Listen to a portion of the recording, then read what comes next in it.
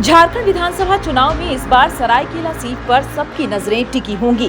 पूर्व मुख्यमंत्री और झामुमो नेता चंपाई सोरेन के भाजपा में शामिल होने के बाद यहां से चुनाव दिलचस्प होता जा रहा है। चंपाई सोरेन के भाजपा में जाने से झारखंड मुक्ति मोर्चा के सामने उनके कद का उम्मीदवार खड़ा करने की चुनौती है। राजनीतिक हलकों में इस बात की भी चर्चा है कि चंपाई सोरेन के खिलाफ सीएम हेमंत सोरेन भी चुनाव मैदान में उतर सकती हैं। चंपाई सोरेन का लंबे समय से सरायकेला विधानसभा क्षेत्र में प्रभाव रहा है और वो 6 बार यहां से विधायक रह चुके हैं। पिछले विधानसभा चुनाव में भी झामुमो की टिकट से जीत हासिल की थी। ऐसे में झामुमो के लिए उनकी जगह भरना आसान नहीं होगा। चंपाई सोरेन के बीजेपी में जाने से भाजपा के स्थानीय नेताओं में भी असंतोष है। कई नेता पिछले 5 साल से क्षेत्र में काम कर रहे थे और उन्हें टिकट मिलने की उम्मीद थी, लेकिन चंपाई सोरेन के आने से उनकी उम्मीदों पर पानी फिरता दिख रहा है। वहीं झामुमो में चंपाई सोरेन की जगह लेने के लिए कई दावेदार मैदान में हैं। इनमें बास्को बेसरा का नाम सबसे आगे चल रहा है। बास्को बेसरा पहले भी कई दलों से चुनाव लड़ चुके हैं। हाल ही में उन्होंने मुख्यमंत्री हेमंत सोरेन से मुलाकात की थी। इसके बाद से कयास लगाए जा रहे हैं कि झामुमो उन्हें टिकट दे सकती है। बास्को बेसरा के अलावा झामुमो के आदित्यपुर के भागलू सोरेन और कांड्रा के कृष्णा बास्के भी टिकट की दौड़ में शामिल हैं। झामुमो के संभावित उम्मीदवार में कई ऐसे नामों की भी चर्चा है जो अब पार्टी छोड़कर भाजपा में शामिल हो गए हैं। इनमें रमेश हांसदा और गणेश महली का नाम शामिल है। हालांकि फिलहाल दोनों नेताओं ने साफ कहा है कि वो भाजपा नहीं छोड़ेंगे।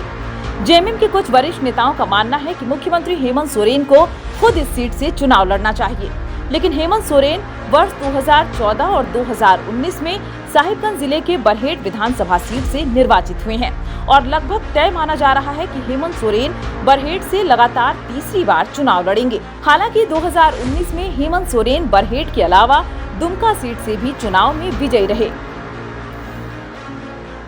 बाद में हेमंत सोरेन ने दुमका सीट छोड़ दी और उपचुनाव में उनके छोटे भाई बसंत सोरेन को जीत मिली। राजनीतिक विश्लेषकों का मानना है कि इस बार बरहेट के साथ कोल्हान प्रमंडल में सरायकेला सीट से भी हेमंत सोरेन चुनाव लड़ते हैं तो कोई हैरानी वाली बात नहीं होगी। चर्चा है कि पूर्व मुख्यमंत्री चंपाई सोरेन के भाजपा में शामिल होने के बाद सरायकेला विधानसभा क्षेत्र में झामुमो के पास कोई भी मजबूत नेता नहीं है जो चंपाई सोरेन को टक्कर दे सके। हालांकि झामुमो के कई नेता अपनी दावेदारी पेश कर रहे हैं, लेकिन चंपाई के सामने उनकी दावेदारी कमजोर साबित होगी। ऐसे में झामुमो में सिर्फ हेमंत सोरेन ही ऐसे नेता हैं जो इस विधानसभा क्षेत्र में चंपाई को कड़ी टक्कर दे सकती हैं। चूंकि अगर भाजपा चंपाई सोरेन को सरायकेला से टिकट देती है तो पार्टी के कई ऐसे नेता नाराज हो सकते हैं जिन्होंने पिछले 5 सालों तक क्षेत्र में कड़ी मेहनत करके अपना दावा मजबूत किया है। अभी भी भाजपा के कई नेता दिन रात गाँव का दौरा करके लोगों के बीच अपनी पहचान बनाने में लगे हैं, लेकिन अगर पार्टी उन्हें टिकट नहीं देती है तो उनके द्वारा पार्टी के खिलाफ काम किए जाने की भी पूरी संभावना है। अगर ऐसा होता है तो चंपाई सोरेन की जीत की राह भी आसान नहीं होगी। लोकसभा चुनाव 2024 में सिंहभूम संसदीय क्षेत्र के सरायकेला विधानसभा सीट से झारखंड मुक्ति मोर्चा प्रत्याशी जोबा मांझी की जीत हुई, लेकिन सरायकेला विधानसभा सीट से बीजेपी प्रत्याशी गीता कोड़ा को बढ़त मिली।